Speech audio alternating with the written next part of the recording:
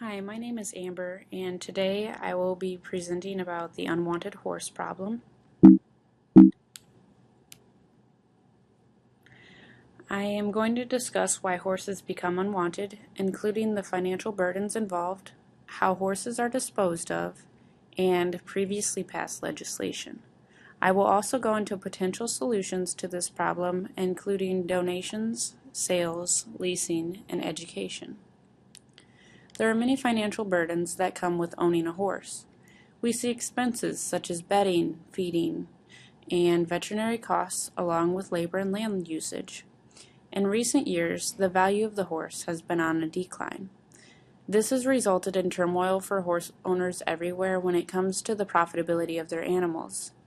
Due to this decreased value, many people have opted into terminating their unwanted horses due to illness, injury, or age. Worse yet, there are others who wind up neglecting these animals, either because they cannot afford them or by setting them into the wild, where they have a lower chance of survival and a higher chance of injury. Many times, this injury is due to traffic or even predators. Needless to say, declining value has played an important role in the increased number of unwanted horses. When owners are looking at terminating their animals, they have to consider their means of disposal. Many times we see this option because the horse is ill, injured, or just old. As discussed earlier, maintenance of a horse isn't cheap. And so many owners may opt into euthanasia instead of maintaining this financial burden. But this is not a cheap option, with euthanasia and disposal costs averaging $385 per horse. This is where we often see abandonment or neglect cases come to light. If an owner cannot or does not want to spend that kind of money, they may just dump their horses somewhere, or in extreme cases, some of these animals are even left in pasture just to die. The final problem that I want to look at involves legislation. In the past, horse owners could take their horses to processing plants as an end-of-life option and even make money by selling them to these facilities.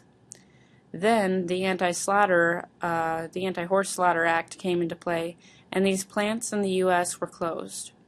The main debate seen here was that people were concerned about the treatment of these animals, and many debated that horses were enduring unnecessary pain during transportation.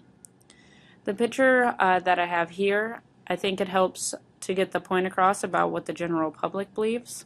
Many people think that these horses should just be set free, but they don't realize the dangers of setting a domesticated animal free. Often these horses are ill, lame, or too old to survive on their own, and have an increased chance of injury. After the plants were closed, we've seen an influx of horses being shipped elsewhere for slaughter, mainly to Canada and Mexico. This means that instead of being sent to plants in the U.S., these horses are now being sent further distances, increasing their transportation time and their stress levels. Not only that, but once over the border, the United States has no jurisdiction in the humane treatment of these animals. These countries are also financially benefiting as they can cheaply buy these animals from us and make a profit off of them. Due to the closing of U.S. plants, this end-of-life option is not very viable to many people. So what can we do to decrease the number of unwanted horses? One thing that could be done is donating your horse. There are many charity organizations, rescues, sanctuaries, and rehabilitation centers that take in horses. The only problem here is the space available to these facilities. As the number of unwanted horses keep increasing, space in these facilities are decreasing as well. This picture shows an example of how a charity organization may take in a neglected horse or an unwanted horse and bring them back to their glory, or even to a better condition than they have ever been in before. Many places even have the option of keeping the animal until they pass away. Other places you could donate to include veterinary clinics, police departments, colleges, therapeutic riding programs.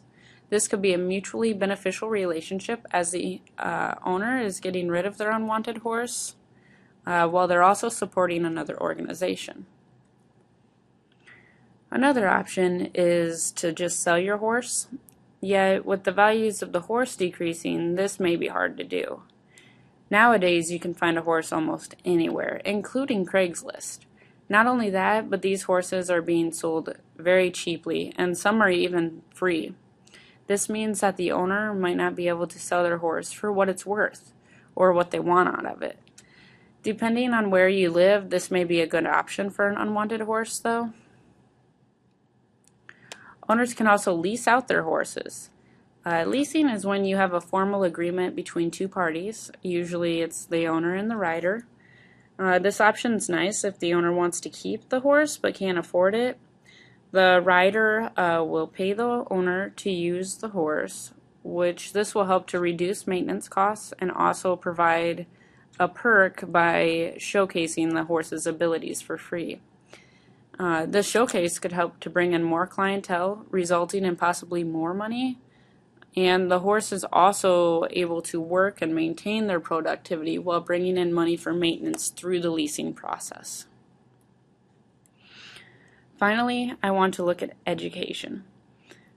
Personally, I believe that this is the most important thing that needs to be done. Organizations like the Unwanted Horse Coalition could make an impact by giving speeches, seminars, or public lectures talking about this problem.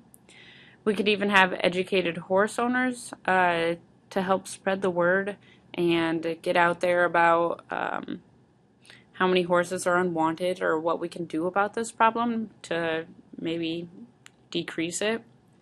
Good points to talk about could include birth control aspects of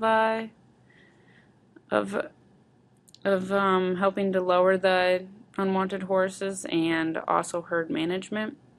We can decrease the number of unwanted horses through proper herd management and birth control.